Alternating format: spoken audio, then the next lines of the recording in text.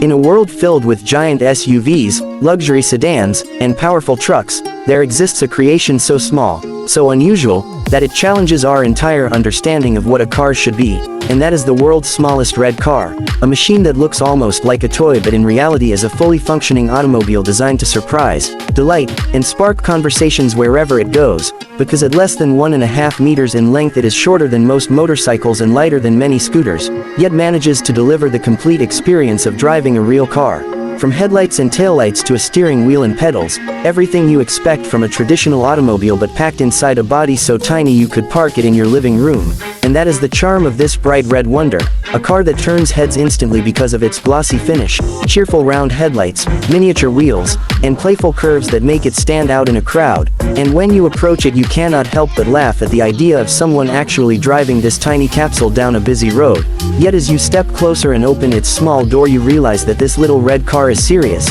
The interior is basic but functional with a single driver's seat, a compact steering wheel, simple pedals, and just enough space to sit comfortably. And when you sit inside you feel like you are part of an experiment in minimalism, a statement that cars do not always need to be large, complicated, and packed with technology. Sometimes they can be fun, straightforward, and purely functional, and that is exactly the philosophy behind the world's smallest car, a design that strips away everything unnecessary and leaves only the essentials, so that driving becomes a simple act of mobility rather than a showcase of gadgets. And while traditional versions of this car were powered by tiny petrol engines producing only a handful of horsepower, enough to reach modest speeds of 30 or 40 kilometers per hour, modern adaptations use electric motors which make it quieter, cleaner, and even more efficient, proving that even the smallest vehicle can adapt to the needs of the future. And when you drive this car you immediately notice how unique the experience is. The steering is light, the acceleration modest, but the joy factor is enormous because everywhere you go people turn to look,